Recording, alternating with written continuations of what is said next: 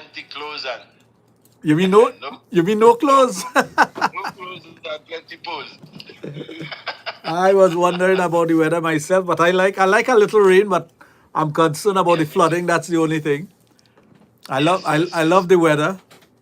I like to Yeah, know when it's raining. I like to be indoors when it's raining. Sometimes I like to be outdoor too. But when you get wet, you just feel cold.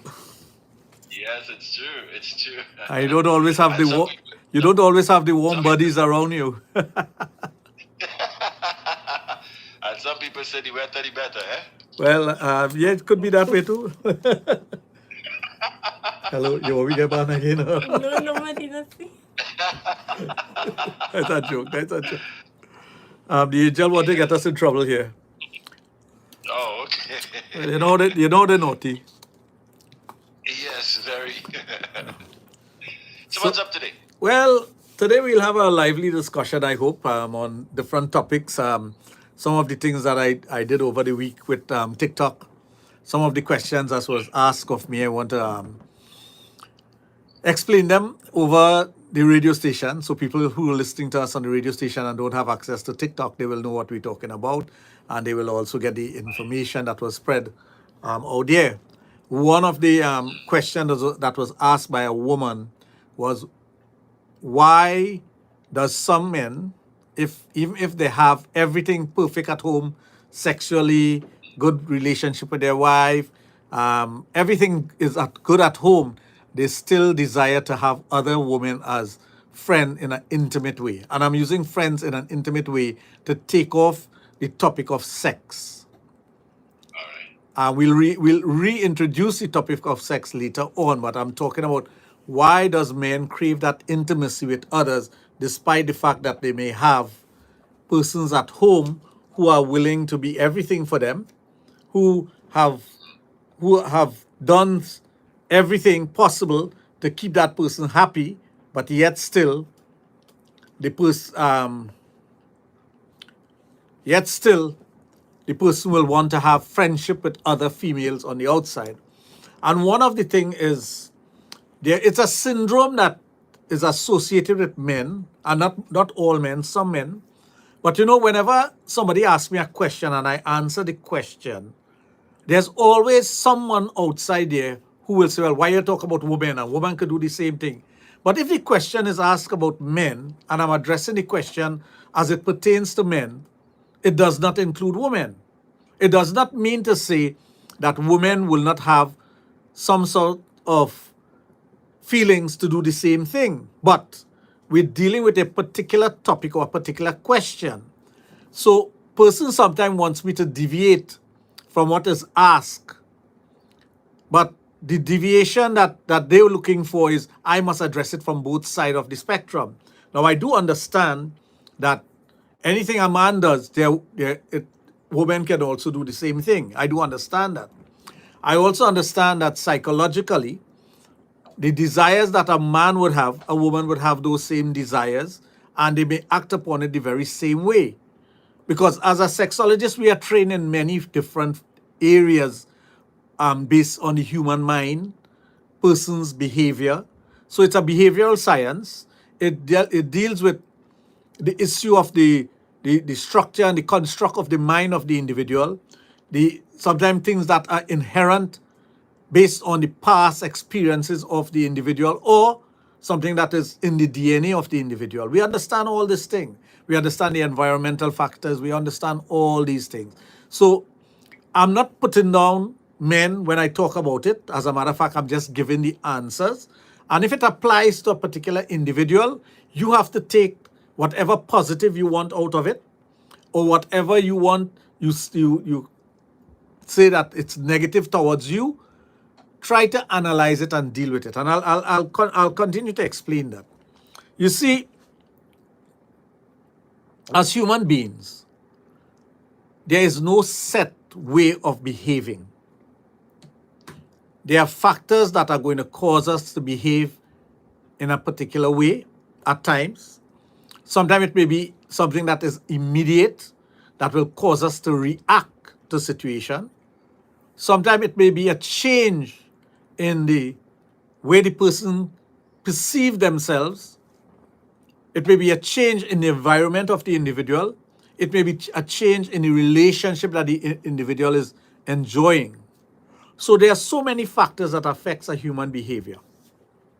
But when you talk about men seeking other female for companionship, for a rendezvous, as someone to talk to, as a best friend, with benefits, without benefits, as someone to be a lover, someone to just spend time with.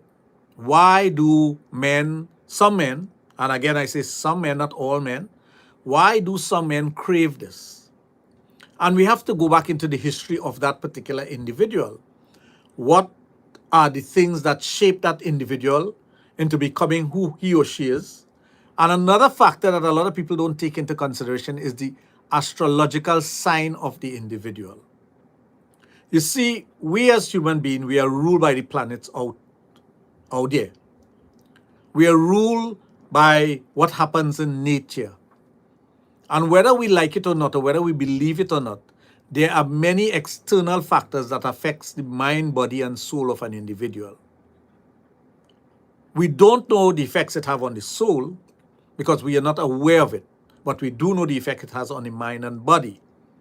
And when I talk about the soul, I talk about it in a holistic way because everything you do is fodder for the soul. You're feeding the soul. Whether it be positive or negative, no matter what religion you belong to, you'll understand that we all have a soul. And that soul, we feed that soul in many different ways, spiritually, emotionally, physically, mentally, and other ways. So if a man has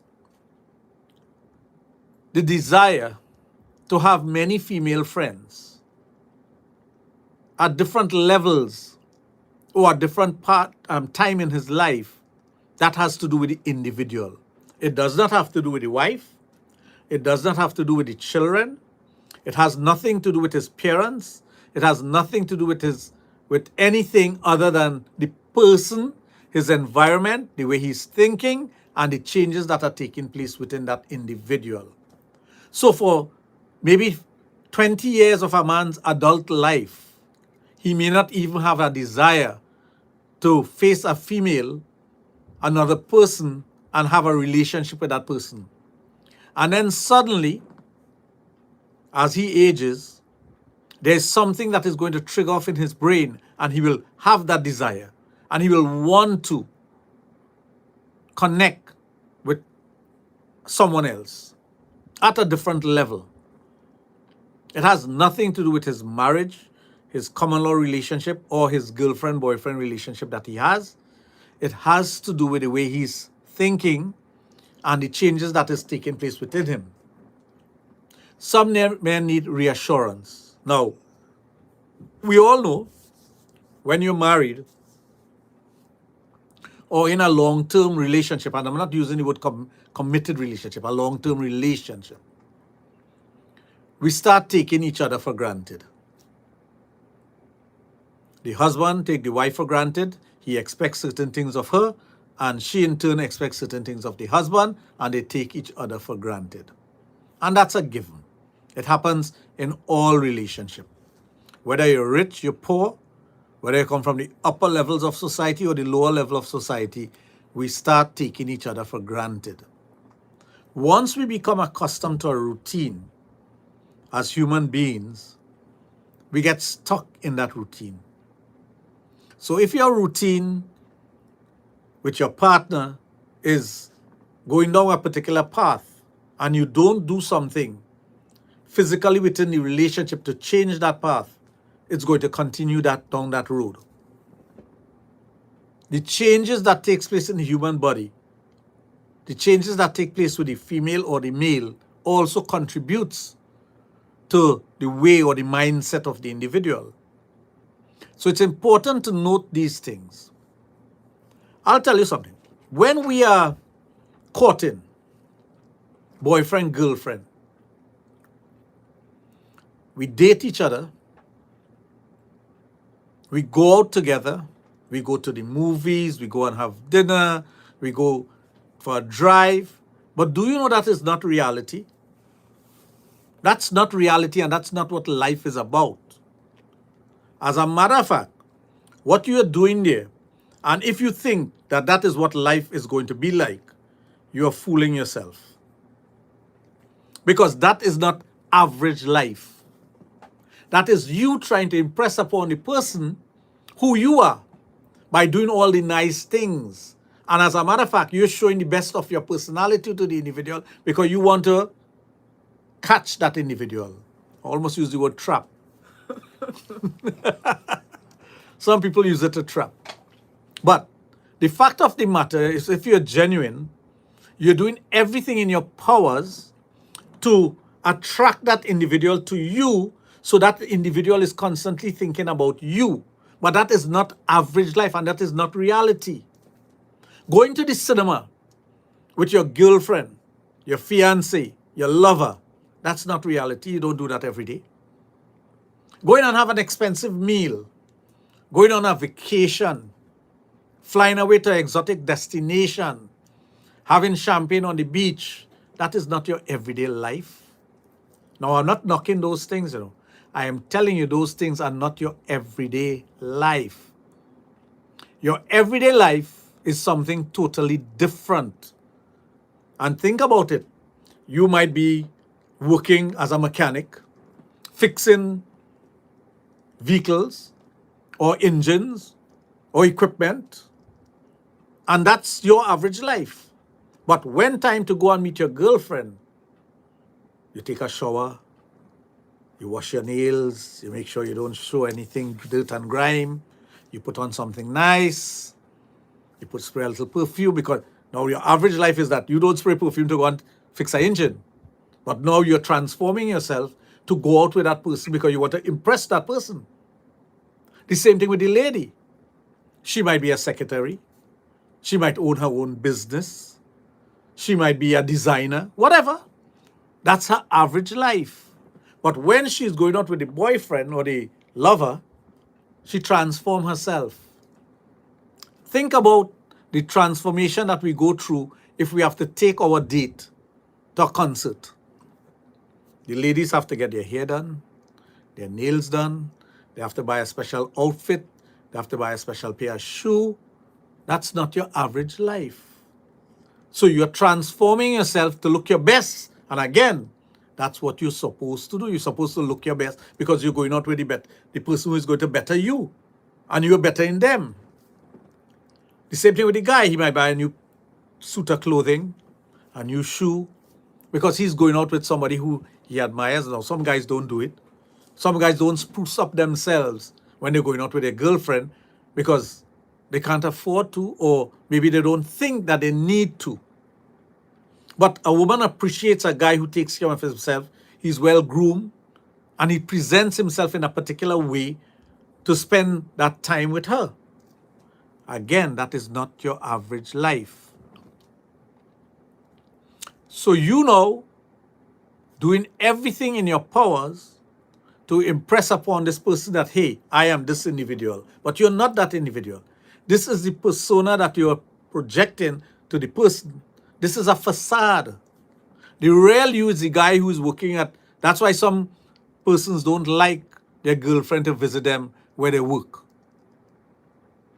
Not because they're having an extramarital, an affair or anything like that, They just don't like the woman to see them in that environment where they're sweaty, there's dirt on their skin, on their fingernails, grease on their clothing. They don't want the person to see them like that. And definitely no woman wants the guy to see them if they are doing manual labor, if they're doing things that requires them to be sweaty and disheveled. Nobody wants that, especially women. Because a woman wants to present herself in a particular way. That's why you have hairdressers and you have nail tech and you have all these different people out there. They have to live. And the woman wants to spend the money on themselves to make themselves look better. That's why they go and buy certain things to make themselves look better. And again, I'm not knocking it. I'm just telling you, that is not your average life. But for the woman, it becomes her average life because she always wants to look her best, whether she's at work, she's going to the grocery. No woman is going to get up and get off the bed like a guy would, put on his pants and put on his shirt and jump in a car and go to the grocery, not even brushing his teeth. No woman is going to do that. A woman will tell you she have to comb her hair, she have to put on something that is presentable, she have to make sure she looking good, smelling good, before she step out of the house. Isn't that a fact? So, the reality of it is what you're doing prior to you getting married is not your average life. So when you do get married and you do get into a committed relationship with each other, and the commitment I'm talking about is that you commit yourself to a marriage or a relationship. I'm not talking about sexual commitment here because we're going down a particular road. The average life now for you is much different from when you're courting, because you're no longer going to the cinema as often as you used to. You're no longer going out for the fancy dinners. You start to see the guy in his true identity because he coming home with his overall and coverall all stained and dirty and he's sweaty and whatnot. Isn't that so? You've seen a different side of him. And the guy is going to wake up to a woman that looks totally different from the woman he's going out with when she's all dolled up. I'm telling you that. Some women, their morning face is not that beautiful as... I'm talking factual here. I'm not putting down anyone. I'm just saying a fact. How a woman presents herself is not what you see in the morning when she wakes up. And you have to understand as a person that, hey, this is what I'm going to encounter in my life with this person. That's why it's good to go with the person to a pool, family pool, family gathering, make sure she goes into the water. That's why it's good to go to the beach. That's why it's good to go to the rivers. Because then you see the true personality and you see the true beauty of the individual without all of the camouflage. Because, let's face it, what a woman puts on to impress a guy, it's a camouflage. It's layers of makeup. It's something on the eyes, something on the lips. The hair is styled differently as opposed to if you go in, let's say you go for a hike. It's not the same. She may not put on as much makeup and she'll be sweating. What I'm saying is that you need to find out the true individual that you're with. And that's how you do it. I'm not saying don't appreciate when a woman does all these things for you, you know. Well, she does it for herself, but she also does it to present herself to you. So you're in this marriage and you start looking at what is your average life. Your average life is waking up, taking a shower, having something to eat, going to work, being under stress, going back home. Sometimes you're so tired you don't have time for nothing. That becomes your average life. You know, you can't even sit with your lover, your wife, your girlfriend, your common law partner to watch a movie because you're so tired. The same thing with the woman. The woman is now taking care of the home, taking care of the husband, taking care of herself, and taking care of whatever job she has or business she has. That is your average life. You don't have time to go on a vacation because when you were courting, the guy will make every excuse to take you out, and he may take time off and say, let's go to Tobago and spend a weekend. Let's go to Toco and spend a weekend. You're making time for the vacation. When a long weekend coming along and you could afford it, you might go to one of the different islands in the Caribbean or somewhere further than that. You will have champagne on the beach. Now you're trying to build a home physically, build a house, transform your little jupa, what you have, into a nice livable home to put children in and whatnot.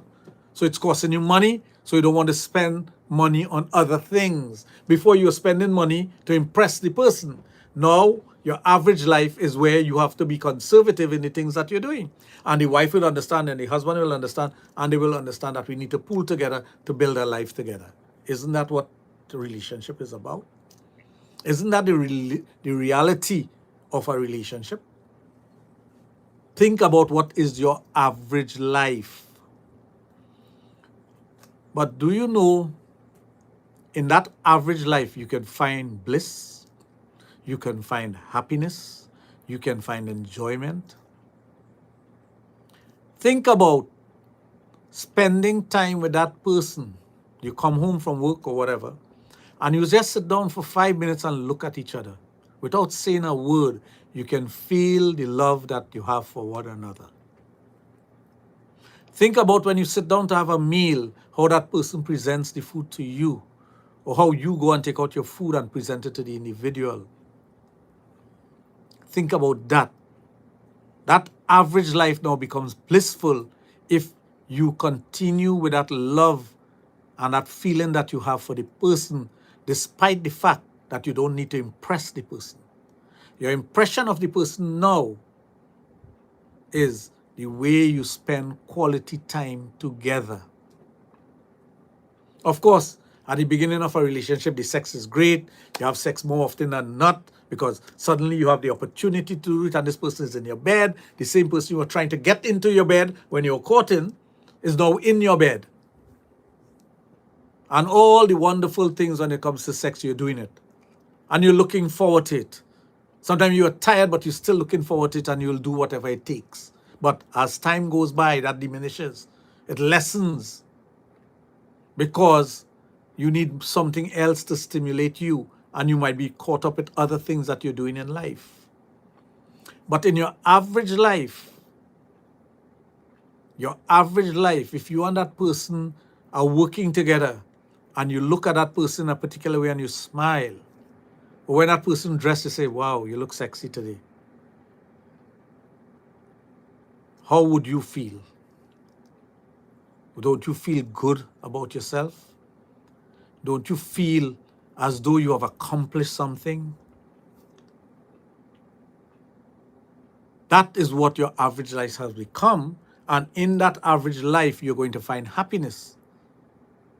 Once you are genuine with your love, once you could appreciate your partner for whatever little subtleties you get, you would understand that, hey, here I am, fortunate enough to have him as my husband, him as my lover, him as my common law partner, or whatever other combinations there are out there. And we are building a life together. But that is in the constructive stage of the relationship, isn't that so? In the constructive stage of your relationship, everything is all hunky-dory. As a matter of fact, sometimes you get vexed and you don't even want to say a word because you don't want to spoil the atmosphere. But as you become more and more comfortable in your relationship, as you start putting in the years into the relationship, you start taking the person for granted. You become explosive sometimes. You become angry with some things bother you, small little things. And you yourself starts to transform. So the average life now becomes different.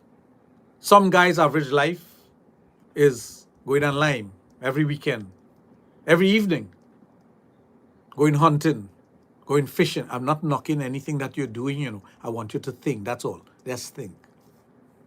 Stopping by the bar, knocking back a few drinks, liming with the boys, playing a game of cards. That becomes your average life. But how is it impacting upon the life that you have with your partner, your wife? And the woman, their average life, she might be traveling to work. Some evening she liming with her girlfriends, liming in a pub, meeting up with the guys from work, doing different things, transforming herself also, and not thinking how it's impacting her mind and how it's impacting the relationship. Because you see, the things that we do and we take for granted, if you don't stop and check on yourself, and if you don't have a partner to tell you, please check yourself, whatever you're doing, it's affecting our relationship badly. When that starts happening, and your partner does not try to bring it to your attention, I don't want to say change you, bring it to your attention, and you don't take stock and say, I'm really playing the fool. I'm spending all this money and all this time doing things that are not going to be healthy for me. And if something should happen to me with my health, my wife is going to be under tremendous strain to take care of me and the kids. Why don't I check myself? Why don't I change my eating habits? Why don't I change my drinking habits? Why don't I transform my life in such a way that I could still enjoy my life? You know, I was having a conversation with a friend of mine last night, and he says, he said, I don't drink alcohol. I said, I noticed that you're always with a bottle of water and whatnot. He says that some people assume because of who I am and what I do, and maybe because of my race, that I drink a lot of alcohol. I say, I get that too. He said, but I don't. Alcohol is not my thing. But I lime a lot. I'm outside a lot. I'm all over the place. It's my job. And it's the same thing with me. I could be anywhere, in any kind of environment. I would say I'm not a drinker. I don't like alcohol. And I don't need alcohol to be me. That's a difference. I will have an occasional glass of wine, or I will even knock back a punch-in with the right crowd. But after one punch-in, that's it. I will do it to show you I could do it, and I will do it to show you I have enough restraint with myself that I wouldn't take a second drink. But I will never say I'm not a drinker. I choose not to drink. There's a difference. But I will lime in any environment and be comfortable in that environment to the fullest. That's because I am comfortable with me. But I know if I go down a particular road and I do things in a particular way, it's going to affect my health. It's going to affect me, my personality. I may behave differently, and people say, I saw Dr. Raj's behave way. No, you might see me in a party looking drunk, enjoying myself. But if you examine what is in my glass, it will be water. That's why I don't like taking out a picture with a glass in my hand. I hate that. Because Trinidadians will assume it is alcohol. Everybody will assume it is alcohol. You could have a glass with water and ice in it. They'll say, look, you're drinking. And in Trinidad, when we say we're drinking, we mean you're drinking alcohol. That's why sometimes I keep it in the bottle that I'm drinking in, to show you that I'm not drinking alcohol. But I don't need to show anybody anything. I know who I am. But perception of individuals outside there, as a matter of fact, it was asked of me recently, you just drink plenty when you're dancing like that, boy. You can real dance. But I am brave enough to dance like that. You don't have to drink to dance. You get high off a dance. You get high off of the music. You get high off of the person next to you. You get high off of whatever you're doing. And high does not mean to say you're drunk, inebriated, high like you're on drugs. High, mentally high, because you take yourself to a higher level. And that's my average life. My average life is I could fit in anywhere in society. I could go and make a cook in the river. I could go by the beach and lime. I could lime with the boys and the girls. I could go in the most expensive restaurant, and I could stop on the side of the road and eat a levels on the side of the road. And it will be most satisfying for me. Why? Because I have grounded myself in reality. I don't need to go out there and say, I'm Dr. Raj. If somebody recognizes me and comes to talk to me, I stop and I talk to them. As a matter of fact, it happens to me all the time. But I doesn't let it inflate my ego into thinking that, hey, you're so damn important, boy, you have to have a bodyguard with you. No, I don't need that. Because I am me. But the individual now who needs to do things like that, they need to endorse themselves all the time. That person may be pumping their ego. And they may need to do that to feel important. Some persons need that to caress their ego, to develop themselves and put themselves out there to say, I am Mr. So-and-so, I am this person. I don't dress in a particular way to impress anyone. I dress in a particular way because that is how I'm comfortable dressing. If I dress down, dress up, But I believe in always presenting yourself properly. You wouldn't see me outside in a push-toe slippers. That's not who I am. Again, that was the discussion I was having this week with different individuals. Up till last night, somebody was asking me about my shoe. And I told him, I said, well, I will not leave home with a slippers like what you have on. I mean, you're comfortable with it. I am not. I would not do that. Because, again, it is not who I am. I will never wear shoes without socks. I see some young guys wearing shoes without socks, and I'm like, you have any idea how ridiculous it is look? Now, some fellows say that hip, or that's the in thing. But it's not. If you want to present yourself properly, why wear a shoe without socks? And I'm talking about a dress shoe, you know. I have seen guys wear dress shoes without a socks. And in my mind is like, where's your head at? I always walk with a kerchief. Do you know why? There are many times my wife and I will go somewhere. Let's say to a puja, an Indian wedding, and we go and we wash our hands, and I take out my kerchief and hand it to my wife. I always have a kerchief in my pocket because that is the gentlemanly thing to do. So I have a little brought up, see, when it comes to those things. But I make a point that when I put on my pants, I make sure I put a kerchief in my pocket.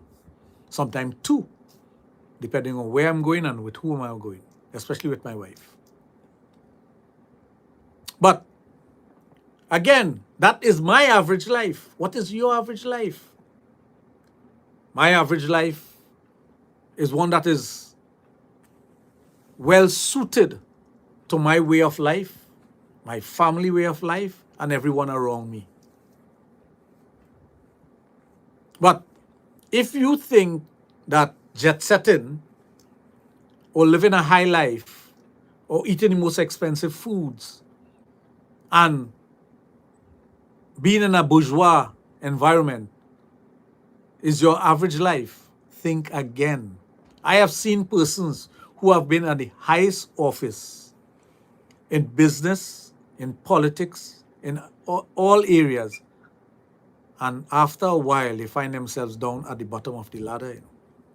I have seen that with my own two eyes, and it is what gives me a reality check. Today, you may be very popular, and tomorrow, you know, there's a saying, you go from hero to zero. That's very easy to do, you know. And I've seen it many times. So if you're pumped up with your ego and you think that is what should be projected all the time, that could also go from you. You can lose all of that. So what is the closest thing to you that is going to keep you happy? And I remember different stages in my life when I was not as successful as I am now, when I've lost $1 million business. And you know what kept me going? Going home to my family, my wife and 2 children, and there's a smile on their face. There's a good evening, oh Sitaram, Daddy. How was your day? And we'll eat the simplest of things, and we'll be very happy. And those are the things that I remember. And that is what became our average life. So despite the fact that we could afford to do other things, that became our average life. Mommy making a Sunday meal and everybody sitting down, having a good time, all talking and whatnot. Whatever it is, we fasting, we having certain things and whatnot. So the whole idea, now, I am very sorry for those of you who have never had the experience of a family life. Why? Because of the strength that it gives you as an individual, because of what it does for you as a person, to your intellect, to the way you think, your appreciation for things that are not everybody's blessed with that. So when a person is not blessed with that structure of family, and they don't know what it is like to have that happiness and that shoulder to lean on, that person to look at you and smile and say, how are you? You wake up in the morning and you sit with that person, or you lie next to that person and you simply touch that person and you feel all my worries has gone. That is not easy therapy. That is the greatest of therapy. I don't care what therapists that have out there.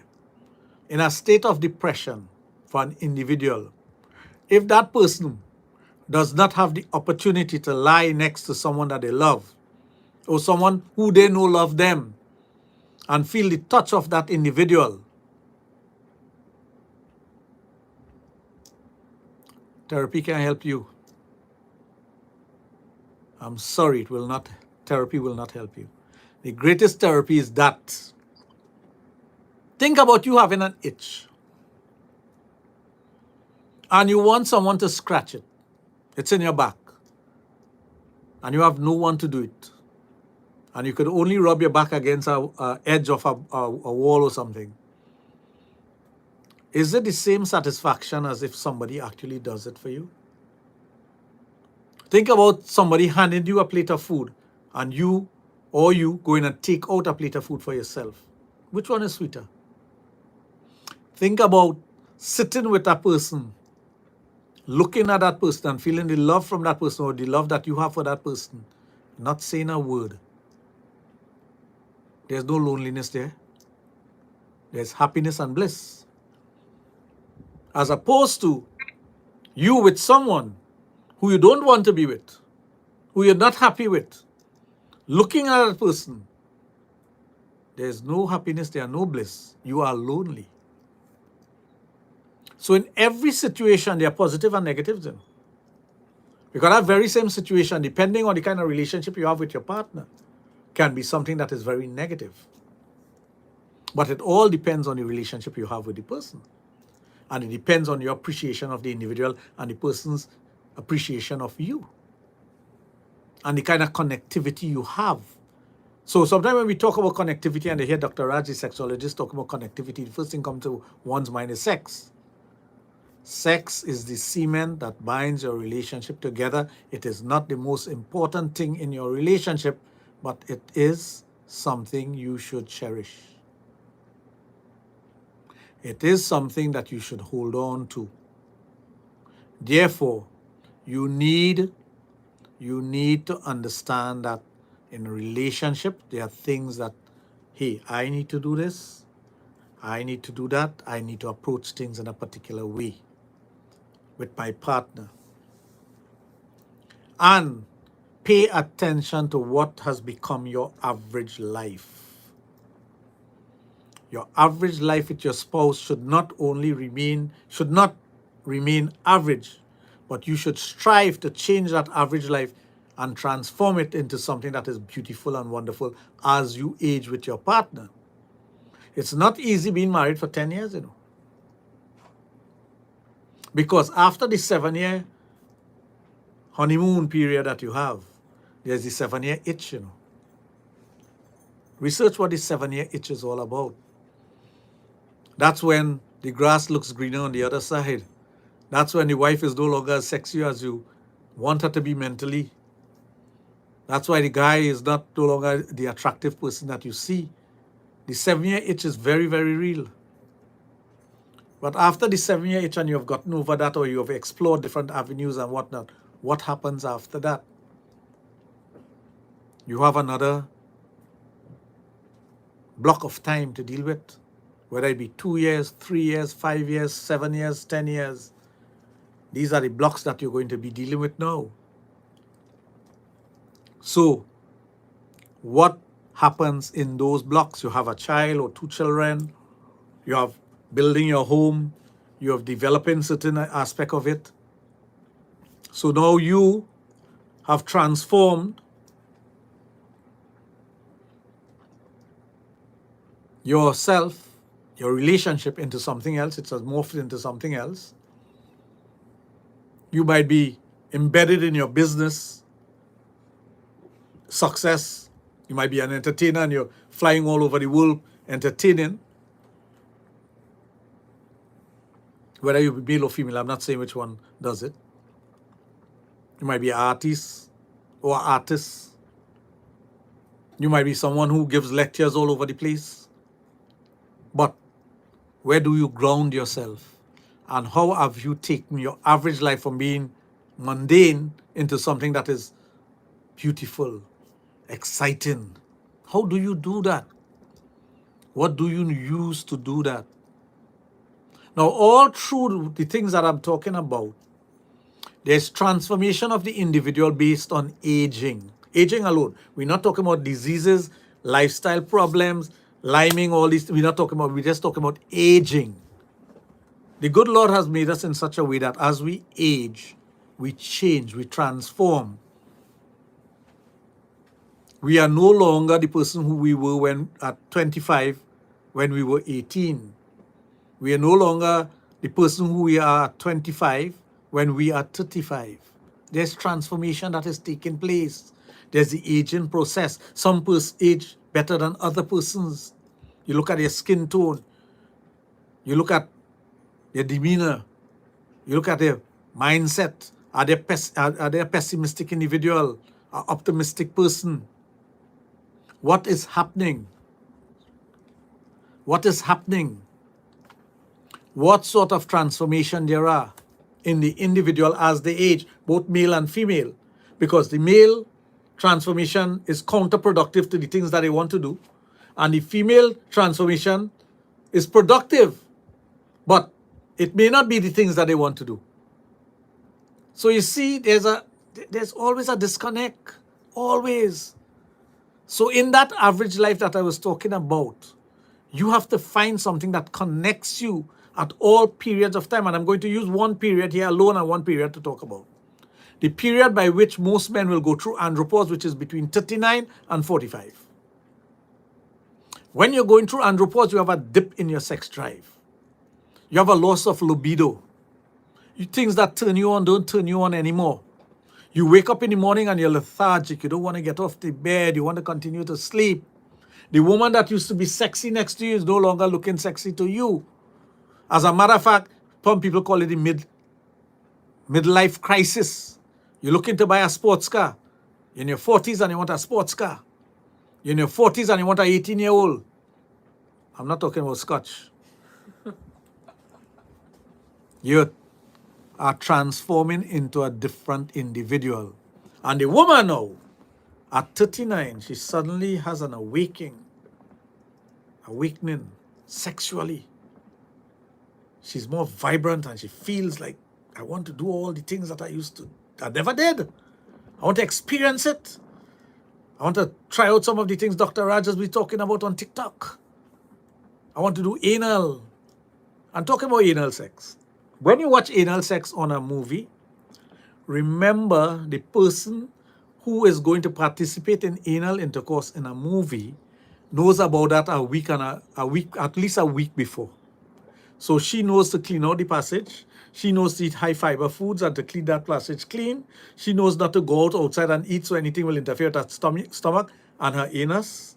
She knows that she's not going to have anything back up inside it, and she knows she's going to take regular enemas to clean out the area. She knows that because it's her job. So when she goes to make love, or a guy come to make love, or a woman come to make love with her to do anal fisting or to use a dildo in her ass or whatever, she's clean. She's clean. You, on the other hand, wants to have anal intercourse with your wife. You feel she's going to prepare 3 days or 4 days before? No. She's going to live her life normal, her average life. And when she gets into bed and she gets horny, you're playing with her buttocks and you're playing with her anus and his finger in her ass, and all of a sudden she wants to have sex in her ass. You have sex. So you may end up getting soiled because it is in the moment. It is spontaneous. But you must be mentally prepared to understand that, hey, this is spontaneous. Whatever happens, happens. She might try to go to the washroom and try to defecate before you have anal sex and nothing comes out. But while she's having anal intercourse, she might get a gripe and she might get the feeling to defecate. You never know. So don't feel that you could fix that in such a way that you could create an environment of total cleanliness to have anal intercourse. And anal intercourse is not for everyone. If you're someone who cannot stomach something like that, don't do it. There's a level of pain associated with anal intercourse. She might be mentally prepared for it and she might like the pain. to enjoy sex better. And she'll say, yes, go ahead, I enjoy that. Do it to me. That's just an aside about anal sex. So getting back to that transformation period, the woman now suddenly wants to experiment and wants to do things, and the man is on a decline. His penis saying 6:30 and her breast saying 12 o'clock. Her nipple saying 3 o'clock, sticking you in your eyes. She's wet. She's ready. She's going through that transformation where she wants sex. So, you might have a disparity in your relationship there. You will have a battle. And that causes problem in a relationship. That causes some men who to be afraid to go home, you know. There are some men out there, they're very afraid to go home, you know. They use every excuse in the book not to go home. And I don't care how much they say that, boy, I like to lime, or I like to drink, or I like to go and play cards. It's not that you're running away from something. There's always a psychological, a deep psychosis when we're dealing with that, you know. There are things that happens in a person's mind, and they think that they're doing it for a particular reason, and that's not the reason why they're doing it at all, you know. It may be something totally different from what you think it is, you know. Because your subconscious mind, which is your protector, have you do things that you are not even aware of. So as a person in that transformation, and you think you're doing something for a particular reason, but that may not be the reason at all, and you are not even aware that that's why you're doing it. The guys who have andropause, erectile dysfunction and whatnot, they don't keep up with their sex life, they give up. I have had many male clients call me and say, man, I don't want to bother to take treatment, you know, to hell was it that I give up on my sex life, man. So what about your wife? What about your girlfriend? She don't want to have sex?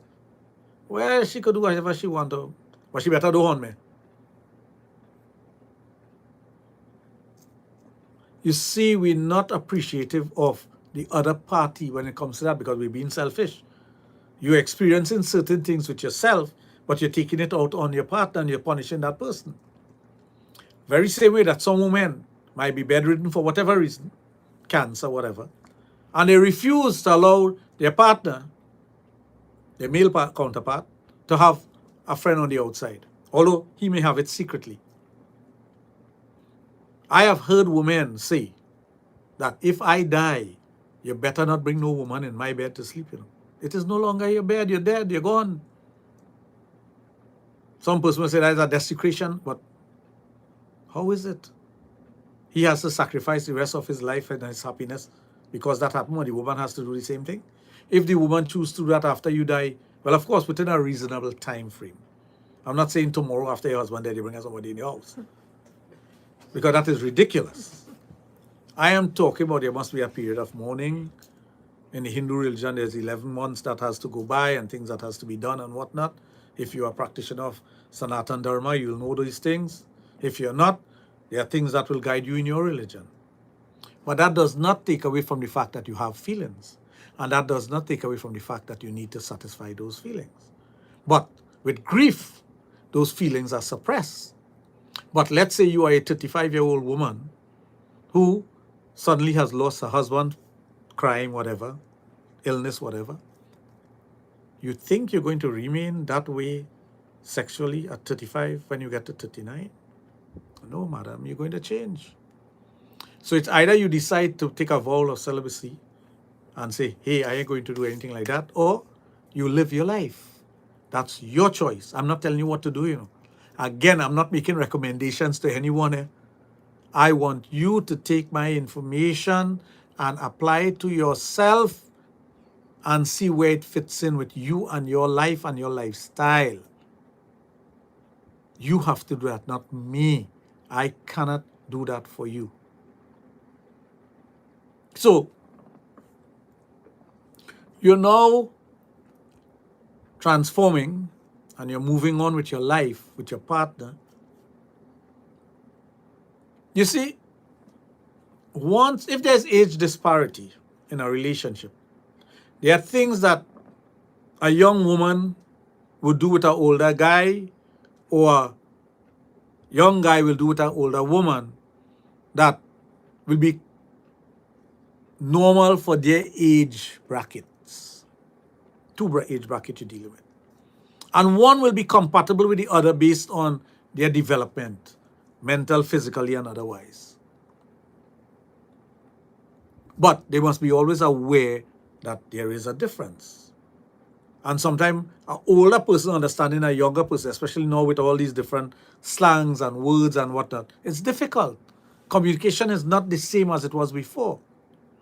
And the younger person also, half the time they don't communicate the way an older person will want it. So you have to make adjustment, physical and mental adjustment. But in a relationship where you have decided to be with that person, in a strong relationship, those adjustments must be rewarding for both parties. For both parties have to adjust their life and other things. So going down the line,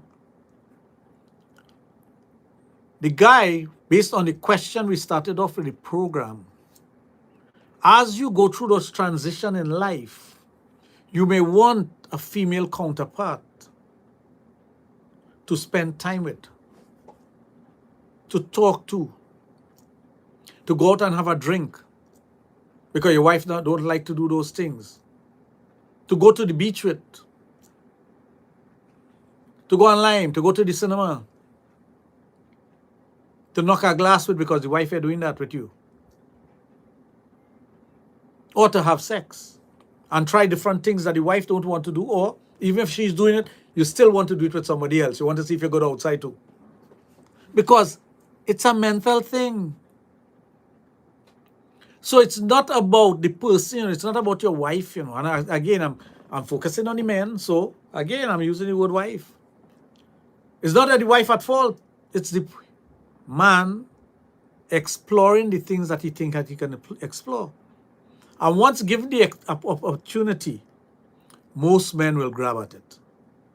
Most men will grab at that opportunity to do things with another female, if they're so inclined, or another male, because there are some men who are married, but they have a male counterpart that does all the other things sexually that the wife is not aware of, So don't think that it's only a female, There are some men who are bisexual and they need to satisfy those bisexual urges.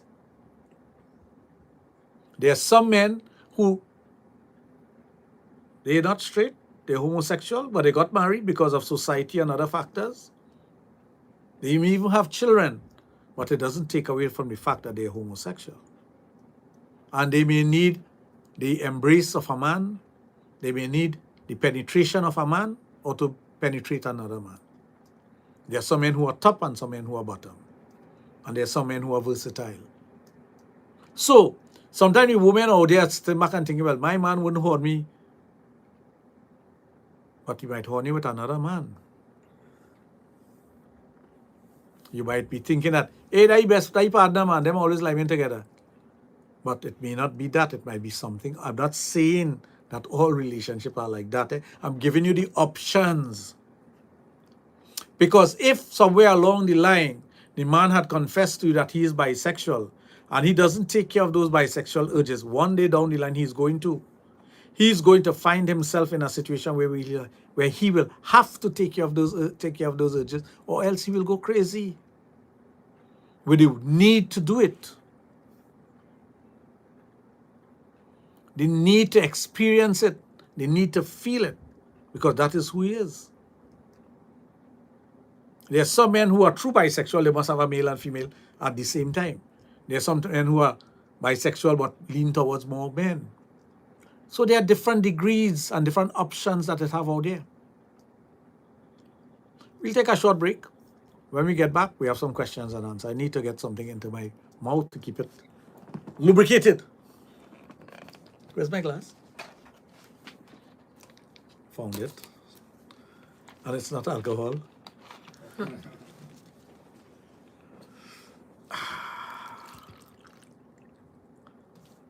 should have make sure they see you at later, because next thing some people may say.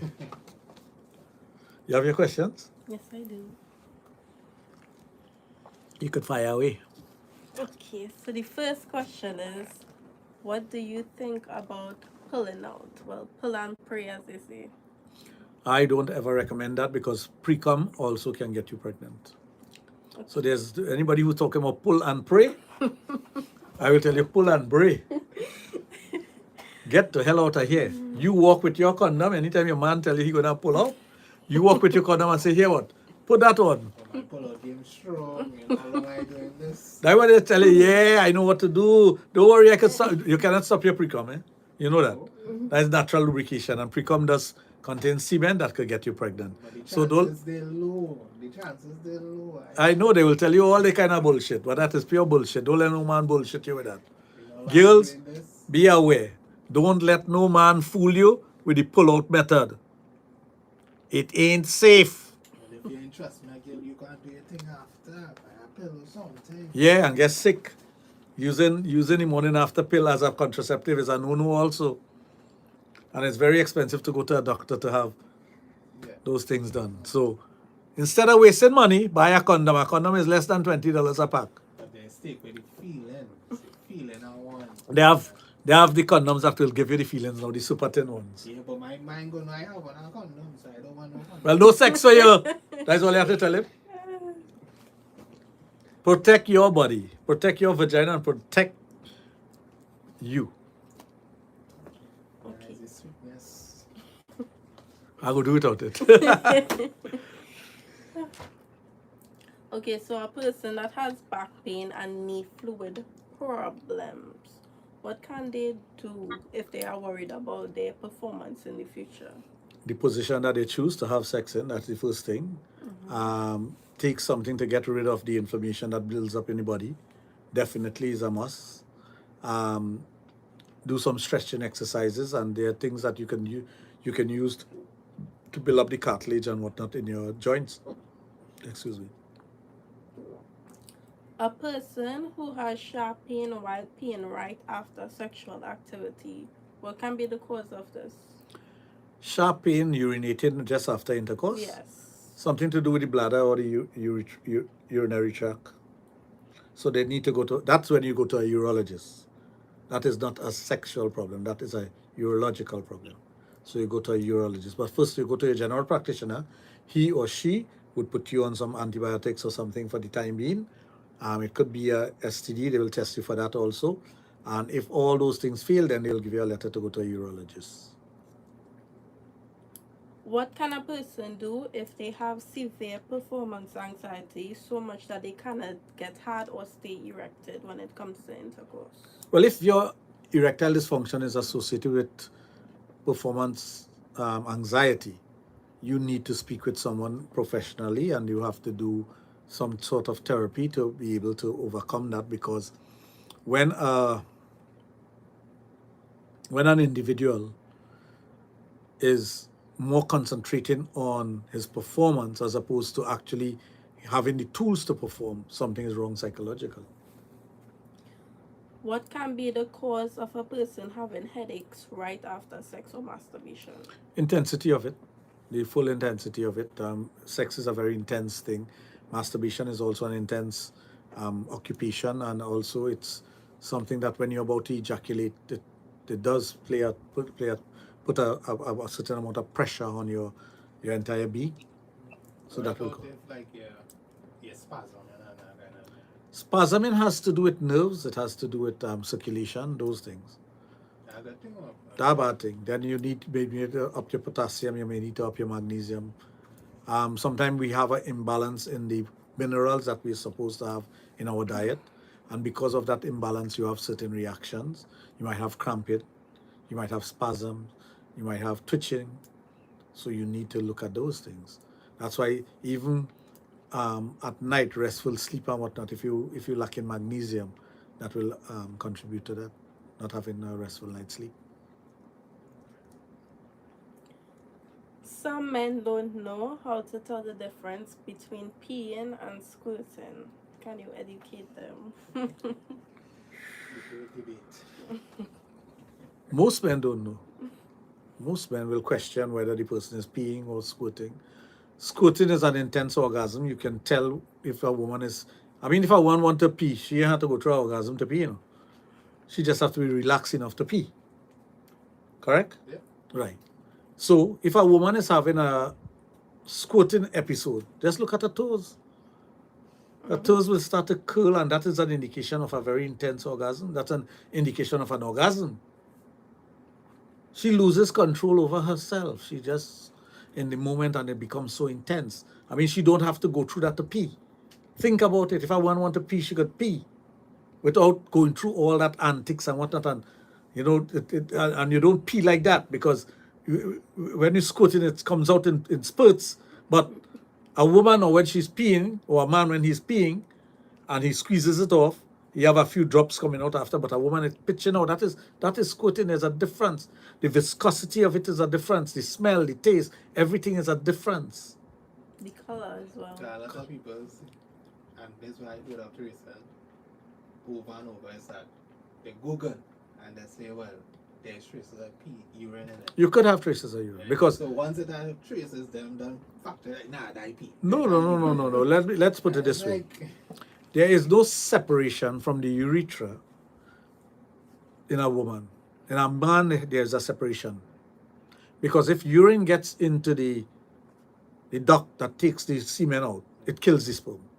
So there must be something to lock off. All men have that. Women don't have it. that's why a man can't pee when he's Correct.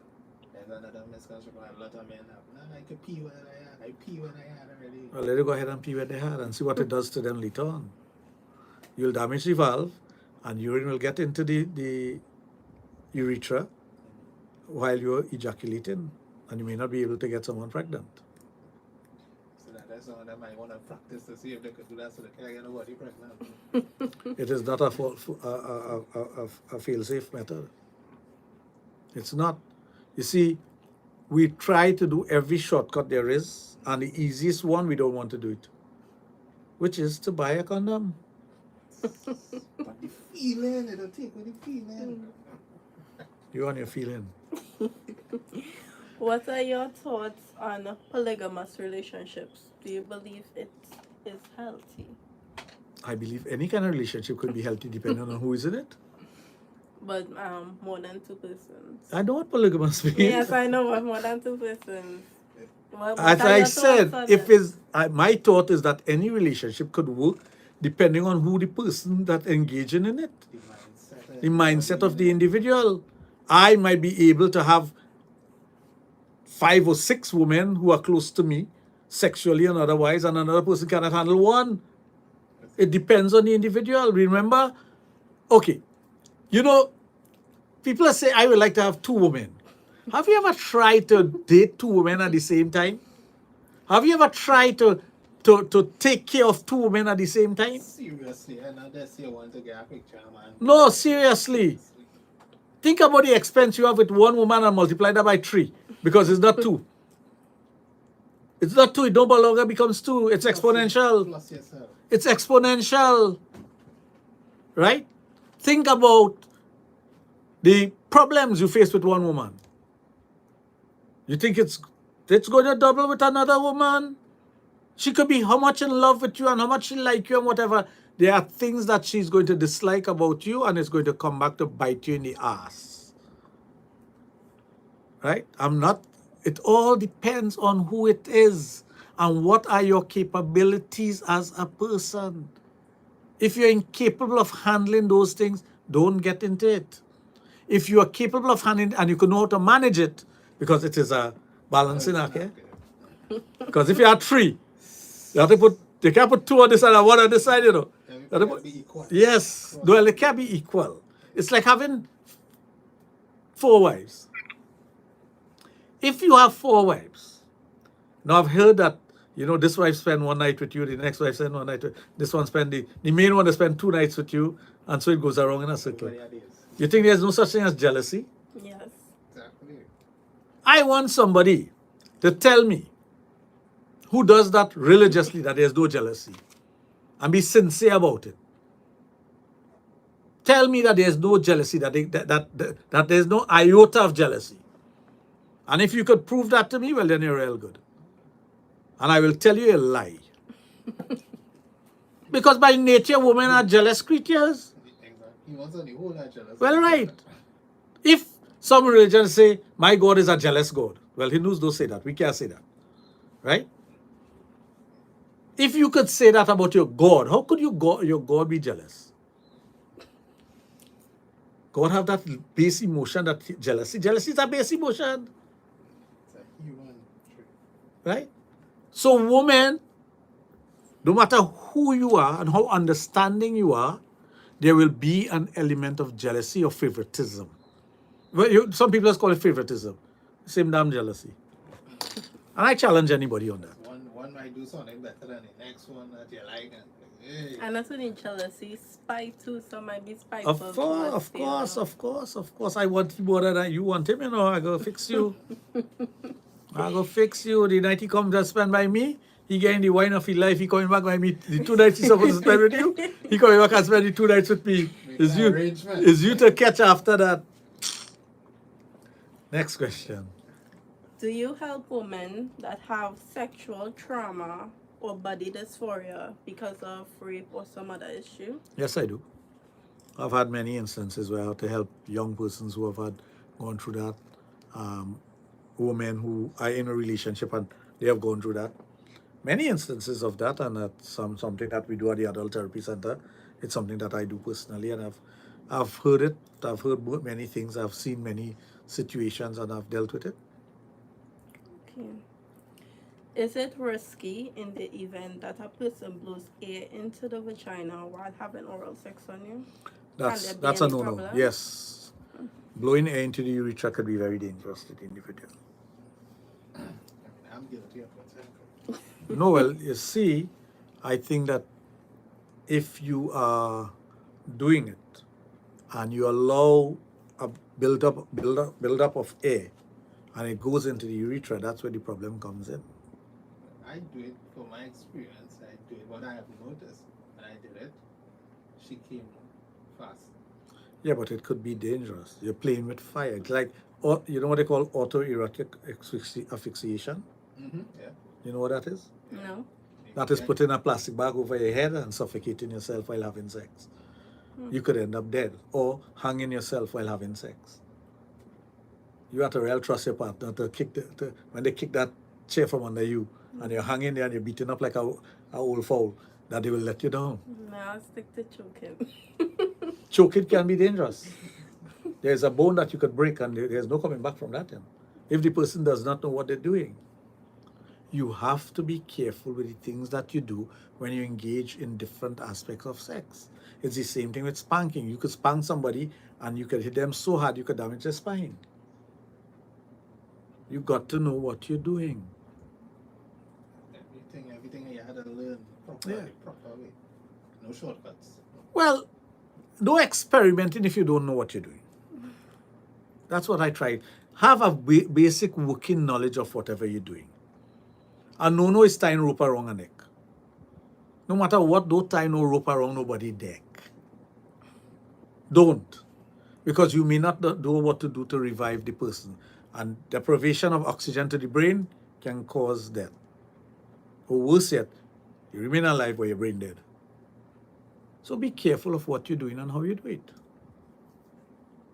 As they say that I heard a story of somebody who met with someone and had sex, and the person ended up in somewhat of a coma. And that's because they were diabetic.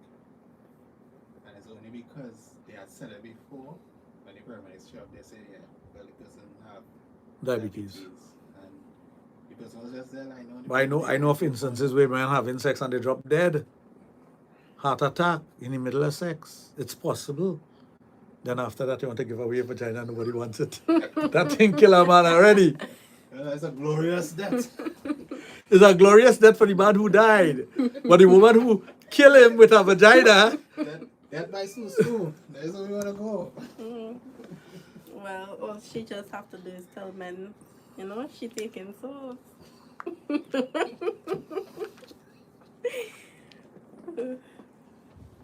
Okay, so the next question is, what can help with painful intercourse at the stage of menopause?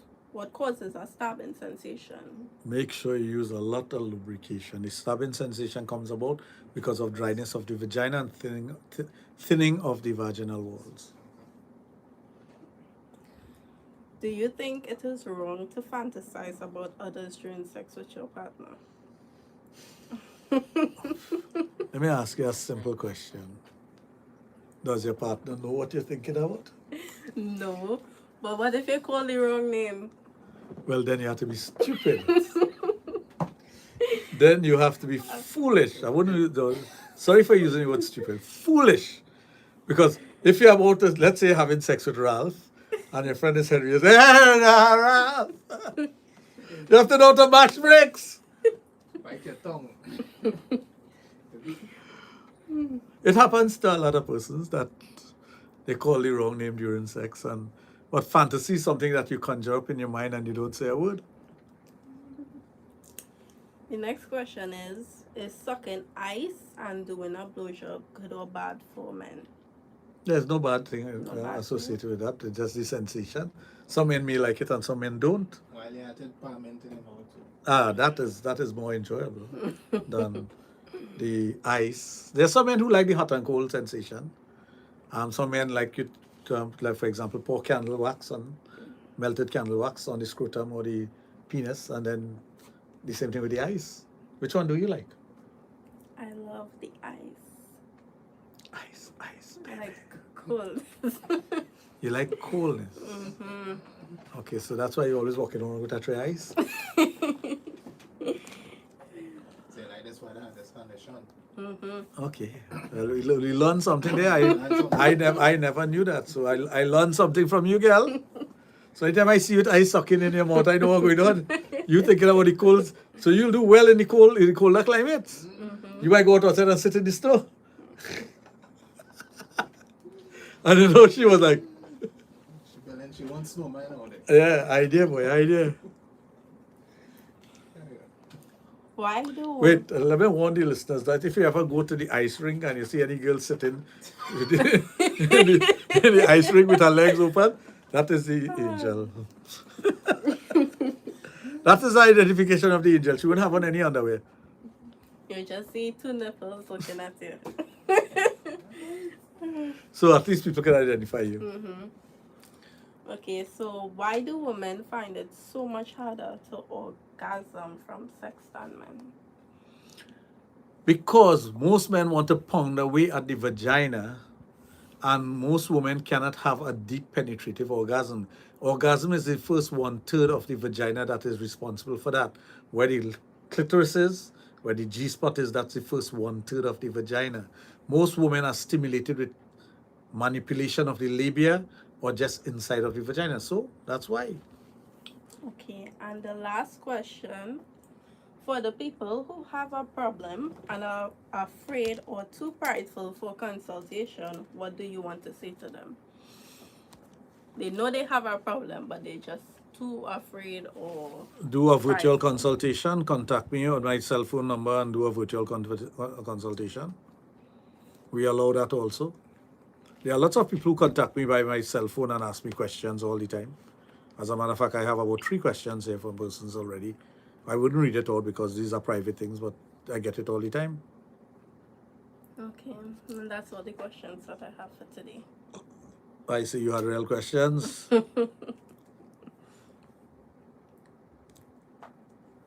There's one more question, but I believe you touched on it earlier. Go ahead and ask it. That is, what's the best way to go about anal without damaging or hurting your partner? Patience, patience, patience. Lubrication, lubrication, lubrication, and plenty patience. When you say, as a first time, start with a like a anal pump kind of toy or something like that. Yeah, you could start with a small vibrator, a thin, hard one to open up the passage and whatnot. Yeah.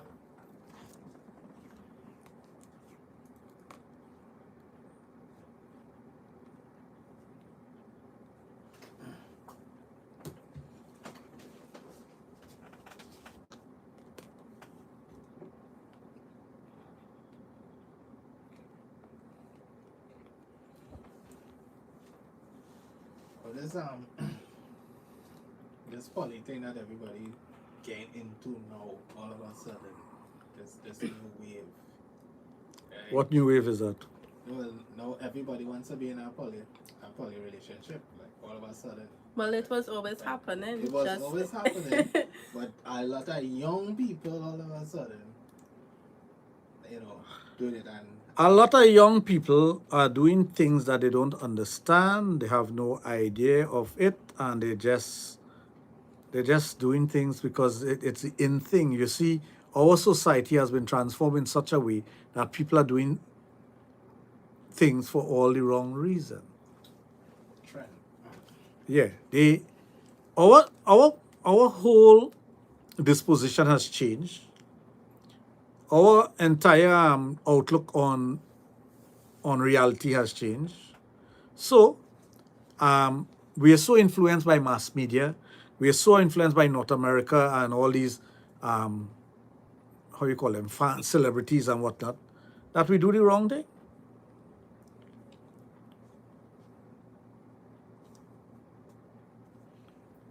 That's so true. Because we see any things out there and you know we want to try it. We don't understand nothing. But say, yeah, look, this celebrity doing it. Look, this one doing it. And you know, we don't. When we are sure, we don't even like to share with little toys and things, but we think we can share. We can share. Wash our woman. Exactly. We wouldn't share our doubles and make it a single. Or we want to share ourselves. You see, a sexual thing is like this. I see something on TV, I see something in a movie, I read something in a book. All of a sudden, it's an introduction into my mind. And I would like to try it. So I would like to see somebody making love to my girlfriend until the person is actually making love to their girlfriend.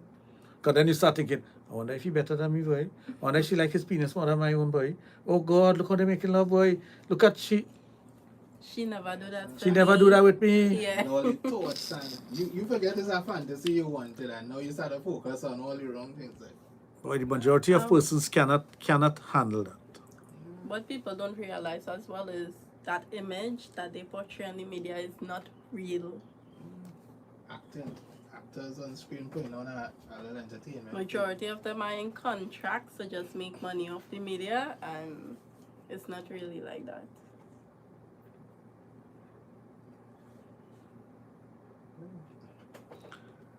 Well, it's like this. Celebrities are influential individuals, and there's no getting away from that. There are persons who will swear by the celebrity that they admire, they adore, their hero, and whatever else. There are persons who will look at other people, lifestyle on television and whatnot, and they live vicariously through them. They could never attain that, and they're not doing anything to attain that lifestyle. But yet still, they're interested in to find out who eating what, who's sleeping with who having whatever. All the soap operas and everything is based on those things. But that's because of way people's minds are. It was warped. Nobody wants to be themselves. That's why I am successful. I'm myself. I don't want to follow nobody. And I don't tell anybody to follow me. Create your own niche and create your own self and your own image and everything else. Do that. Be you. Be you. And if you could be you, then everything will be great. Be the person everybody wants to be. And we have a lot of people who have a mind of this, their own, a mind of this for themselves.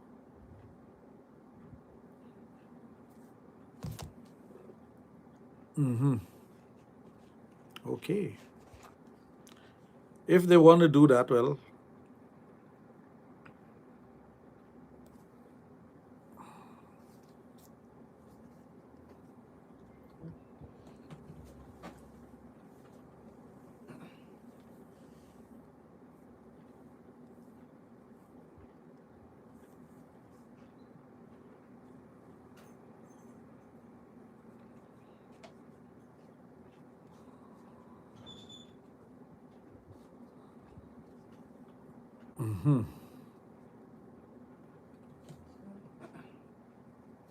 so getting back to the question that was asked, but I have some things that were asked of me on TikTok, so I should address it here because there are so many things that keep coming in.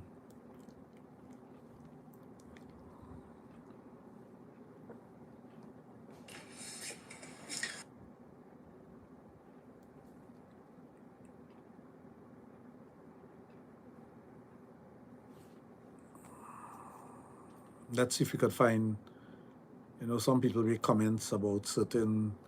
What was the last video I put up? I think it was something on. Greetings, Dr. Raj, the guru of sex from Trinidad. All right, let's see what we have here. Love your video. I learned so much. I forward your videos to my friends. Love this topic. Very close to my heart. This was the topic of anal sex. Somebody said that's for one thing only. Nope. That's your opinion.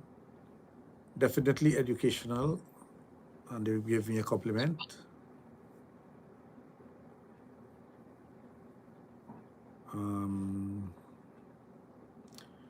That is so true. The back door is not for everyone. A woman says it's the best feeling ever. That is anal intercourse we're dealing with.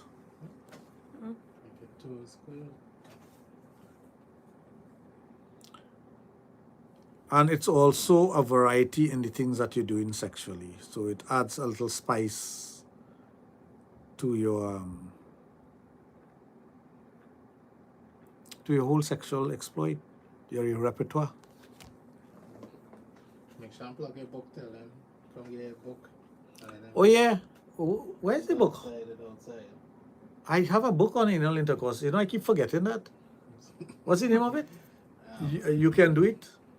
I believe so. Okay. Get it for me. For those who are interested in that, I should really I forgot I have a book. Wow. A good thing he's here. You didn't even remember to remind me, see? Bad girl. You need to sit on the ice. I'll buy a block of ice just for you. Bad girl. She needs to sit on the ice. You can do it. A guide to anal intercourse. Of course, by Dr. Raj. And this is a revised edition. Oh, nice pictures inside too. I forgot about this boy, totally. And how am I here for? A good thing you did. And not expensive. Ooh, I like this. I love that. Come get a copy. I think I should buy a copy, Leave this right here. Don't take it away. I'll do something with it. I feel like you should read a little two paragraphs or something. You think I should do that? A piece of content. Wait. Man, put me on the spot, Let them boy. know what they're getting into now. Oh, God. Let's see. Anal sex, a brief history. Nobody want to know the history of anal sex. That's been going around forever. They know that woman doesn't say they like your voice something, Yeah, when you're reading for Get them. them the reading voice. If I start to read for them, and next thing you know, they want to come over here. I mean, that is a problem. Yes, it is right now. You know, a place to go. Okay. No, I have to leave. You had asked the question. It's also important to note that a receiver of erotic humiliation, gain arousal, or erotic excitement from powerful emotions of being humiliated and demeaned. The distinction between humiliation and dominance in an activity such as erotic spanking is that the sought after effect is primarily the humiliation. The activity is just a means to an end. This is in the section that has to do with using equipment also. Fingering, digital rubbing of the anus or insertion of a finger into the anus, stimulating the passage or prostate. This act can be done by opposite sex or same sex, as the rectal mucosa provides little natural lubrication. A good personal sexual lubricant that is either water-based or silicone-based is most often required or preferred when penetrating the anus. I have to reread this, boy. I really forget about this. Shallow penetration. Moving slowly in and out, each time going deeper while observing your partner's facial expression. Take your time. Don't blow the gasket. Don't ram. Let me put this down here. You see me? You ever read it?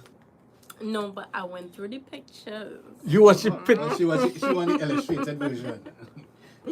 She want the picture. She want the color book version too. Well, yes. Or they paid by numbers. I understand your point. However, I have dealt with this the last year. I try my best, my very best for him, but yet he went outside after 13 years. I'm still hurting. This is somebody dealing with the issue of uh, the husband or Infidelity. whoever.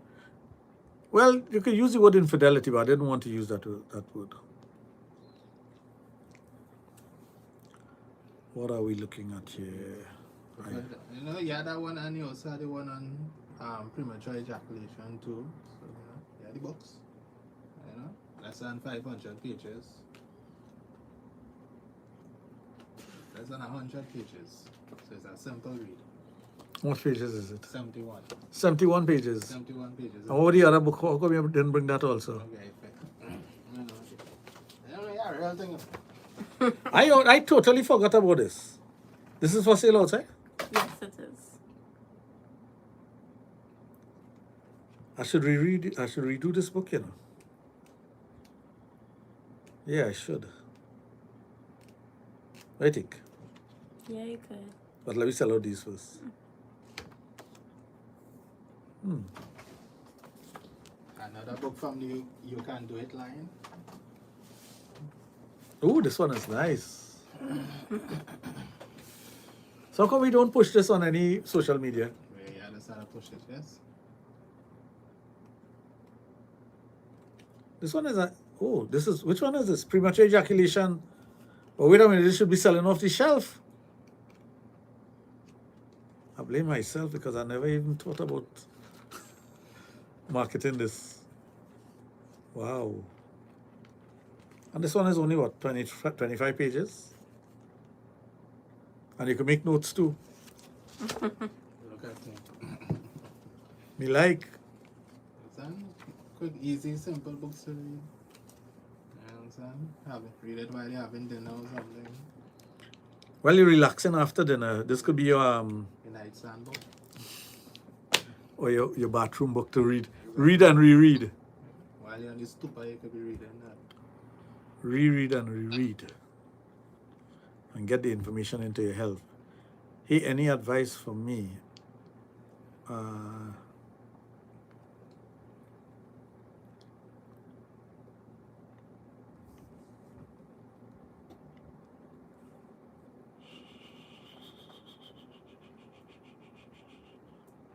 You know, I don't know where that went.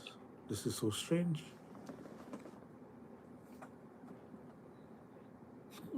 So, what else we have to discuss? Come on, you all come up with something. My brain went into a reset.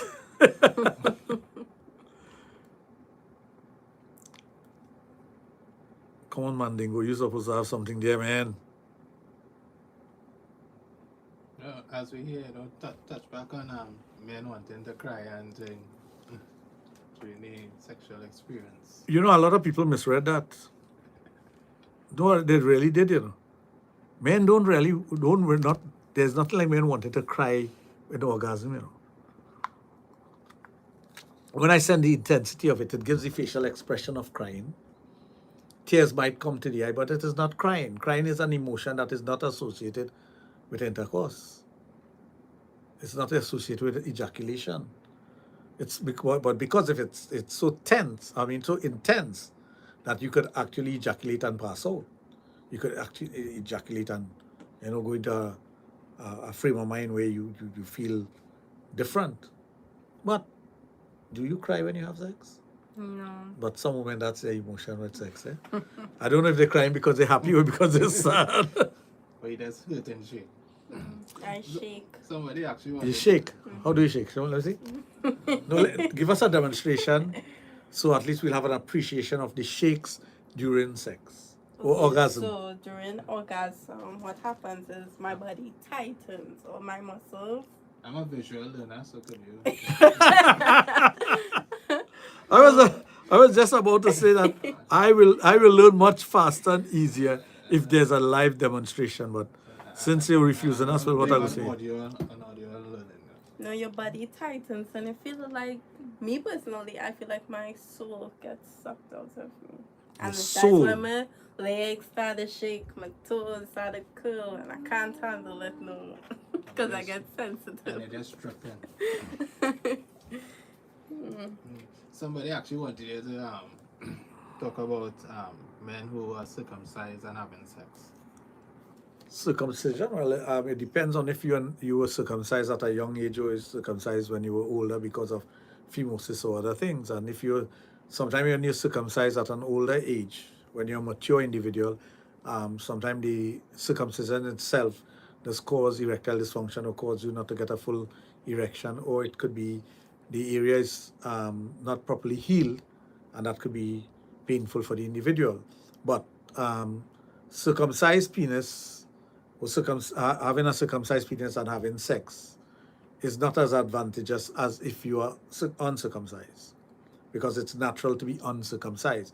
And there are about 20 different functions of the foreskin in the vagina or in the anus. So those are functions of the foreskin. If you don't have the foreskin, there's no function of the foreskin because there's no foreskin. I don't like circumcised men. I like mine with the hood. You like it under the hood, or? I think I see something peeping out at you. So something you saw about somebody wanted to ask you, how do you deal with a partner who have problems in bed but doesn't want to face up to it and always blaming you, the partner? And this is coming from a female. Read over that because I was just That's right. I'm gonna pull it again. You ready? yeah. Right. How do you deal with a partner who has problems in bed but doesn't want to face it up and always blame you, female? Oh dear. Most men, when they encounter erectile dysfunction, the first thing they'll say, the vagina too sweet. I mean, premature ejaculation. They say, oh God, the vagina is so sweet, girl, it make me break fast. But they know they're always breaking fast. We always like to blame the other person for our downfalls. If you man update and you realize that you have a problem with erection and whatnot, man update. It's you could still be an active lover with your partner once the person is understanding enough to deal with that.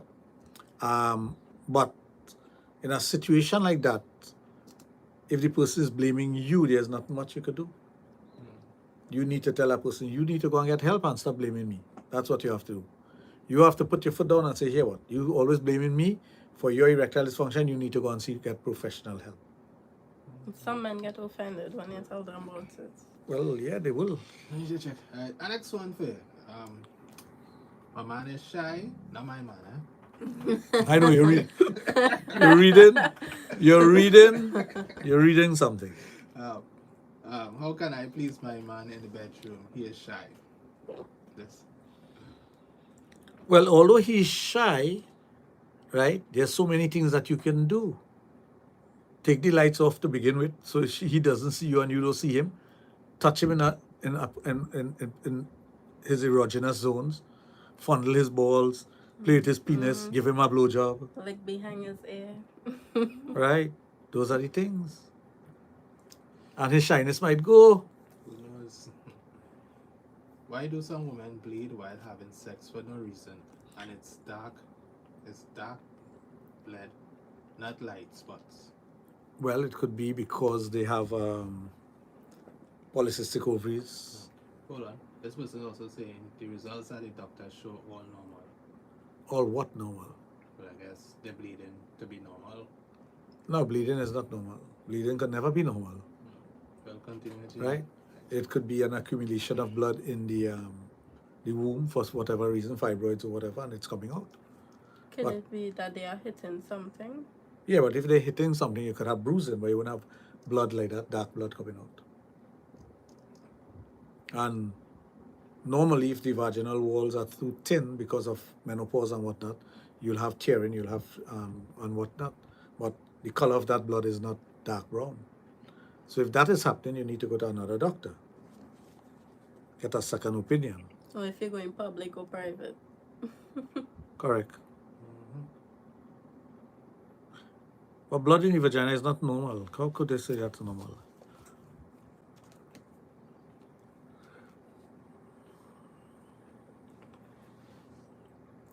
Another thing, why are some men, not all, why are they afraid to moan in bed?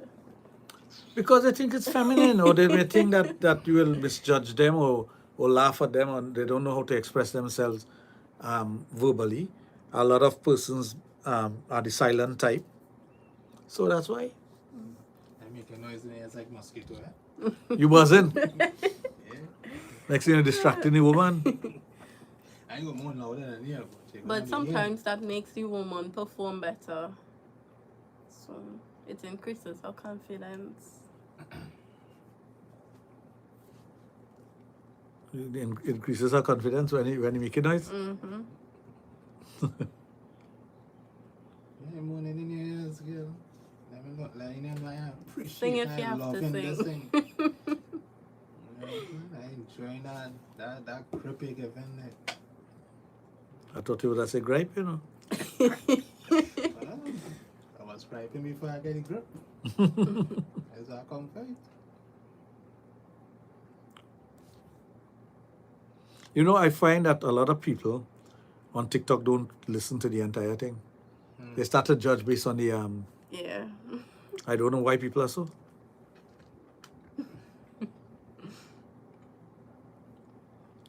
When you discuss it, when somebody asks a question and I'm giving an answer based on the question that is asked. So if you are responding based on your emotions, you haven't listened to what I've said.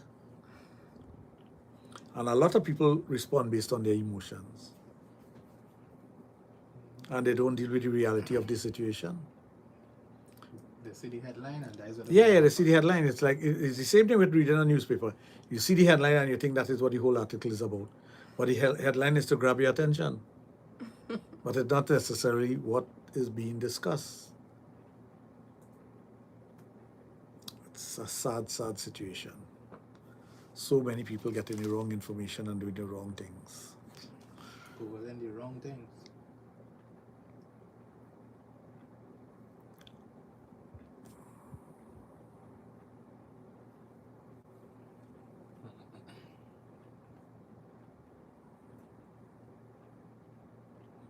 Like when you talk about the one where people are saying ladies being selfish and you know.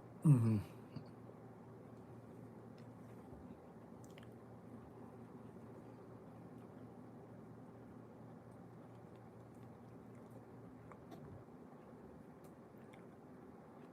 Women being selfish?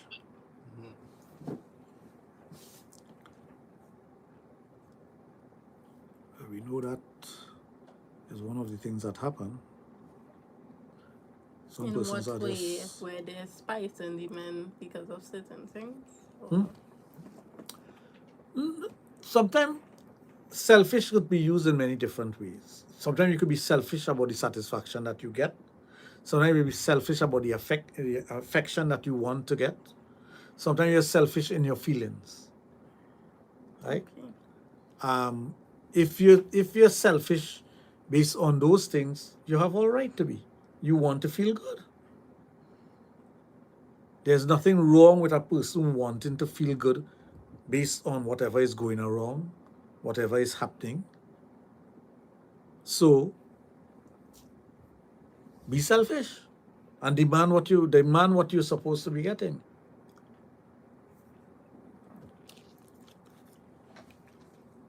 You guys know you guys. You guys know you need. Yeah, sometimes, you You know. just be selfish sometimes.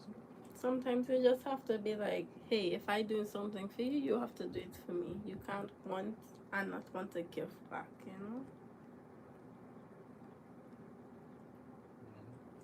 Okay. Use like ice cream use on you too?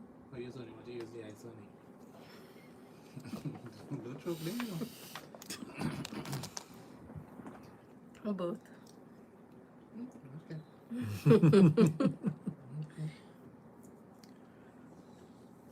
You like it to be reciprocated. Mm-hmm.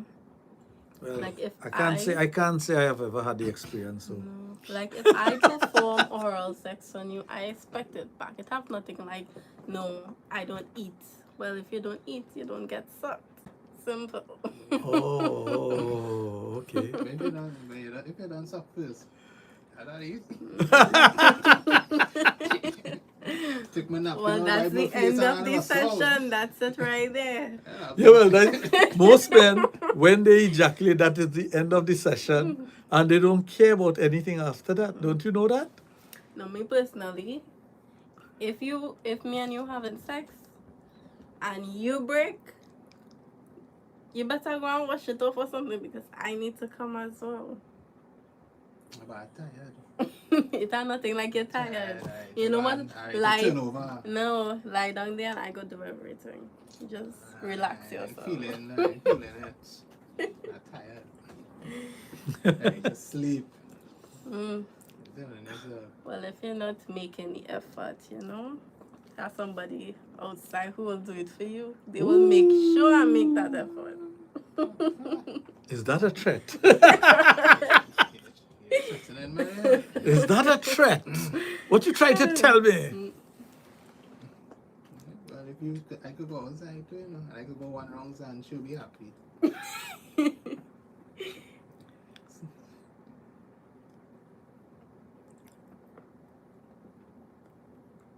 You'll be making 1 rounds and you're happy?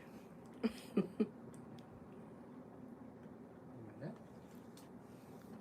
1 round. If I come and you still feeling it, all right, cool. There we go. My mouth working, you know. I thought he just said he was going to do that. Yeah. Hey, you contradict yourself there. That is another version of me. That is another personality. This personality, yeah. Is which one we trusting, why? Which personality we going to trust? Trust none of them. Remember you said it, eh? Trust none of them. So you never know what happen.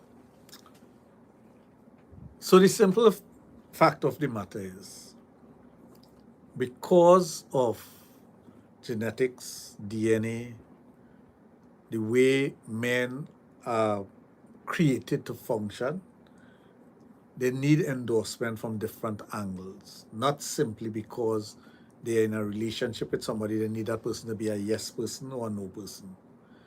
They need to have, majority of men, they need to have someone else endorsing them. So whether it be a work friend, a friend on the outside, a girlfriend, a lover, a sexual partner, most men crave that. Some men are not brave enough to go that way because they're fearful of diseases, they're fearful of, but diseases always be way down on the line. That's the last thing they think about, Some men will have sex with you and ask you, After. You're clean, right? Exactly. Which makes no sense. It makes no sense because you already done it. But that goes to show you the importance of the way men think or way people think. Women also will have sex with a man and ask after, I wonder if he clean, boy.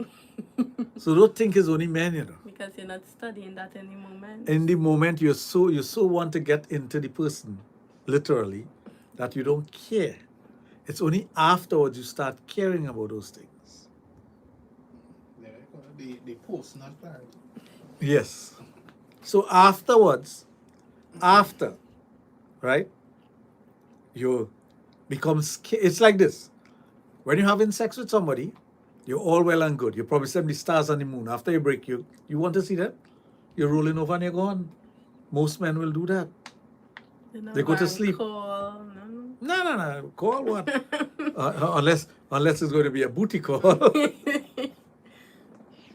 But for the guys who are brave enough or who have taken the chance to get into a relationship outside of their marriage, they have to be able to juggle that and to deal with it. It's not an easy thing. And again, you have to put up with the consequences of whatever you're doing.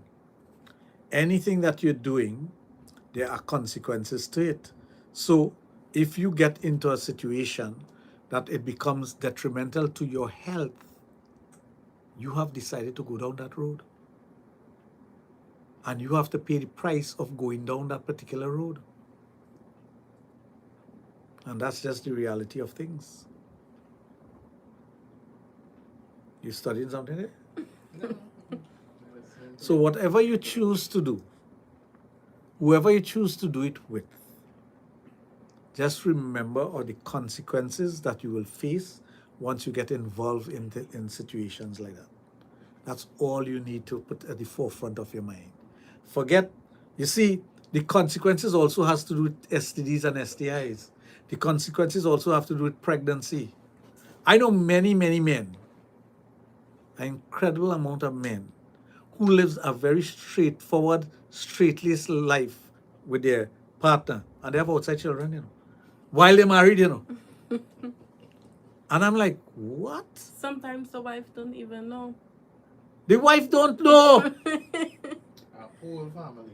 No, not a whole family, outside child. Not a whole family. A child on the outside of their marriage. I don't like the word outside child. And because of my position and because of who I am, I hear these things that recently, not too long ago, maybe about 6 months ago, a family member told me that, and I was like, what? He said, yeah, that's why the skyline man take down again. I said, but how old is this child? He said, child, she's X amount of years. She's past teenage. I was like, and nobody knew? He said, well, I know. And it's a joke. For some men, it's a badge of courage. Some men, it's a badge of honor. For some men, it's a notch on the belt. I don't see why you lose a child that way. I thank God that I don't fall into that category. No, I was watching a video the other day where a woman and a man was married for 14 years, and he has a son that is 12, and she never knew. Well, this is what I'm talking about. The guy is married for X amount of years, let's say 30 years, and the child is just under 30 years of age.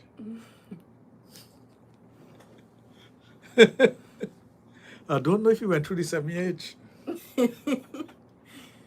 mean, like, even like that, but how am I supposed to deal with like you get in a relation with somebody, they have a child, but they never tell you, and you know half your whole family. They're not going to trust that person for nothing. Nothing that person says to you would build back that trust. It's a situation where you are not going to trust him and most men. You'll start questioning down to your daddy. I wonder if a daddy like that. No, you will. You will question society on the whole. It's not an easy situation where you have that sort of infidelity taking place, because you don't know if it was just a one shot and done and the person came about because of that, or it's an ongoing thing. You don't know. I would not like to put a woman through that, honestly. I would not like a situation like that to ever be part of my life, because I think it's unfair. I think it's unfair to the child, first of all. Yeah. I feel like the child will feel like less of a person. That's what I mean. It's Yes. unfair to the child, first of all, because of that circumstance. Second, it's unfair to your partner, but the child most of all. It can't be unfair to you because you already done the deed. You've already done the deed and do what I have to do. So, until next week, my good friend, you there? Yes, I'm here. Okay. Hey, listen to all this whole time, boy. You're taking notes, sir? Well, I have to. I have grandchildren. I have to pass on the knowledge. Yes. It's always good to guide those around you. I do the very same thing. I talk to my son. My two grandsons are growing up, and you have to have a certain decorum in your life and behavior and integrity with yourself. Exactly. And always try to maintain that sort of lifestyle that you have no regrets. That's right. Yeah. Okay. Well, until next week, I'm Yes, signing until off. next week. All the best. Yes. All the best to you to enjoy your weekend. You too. Take care. Okay. That's it for today's edition of Sexplosion at Power 102 Digital Friday.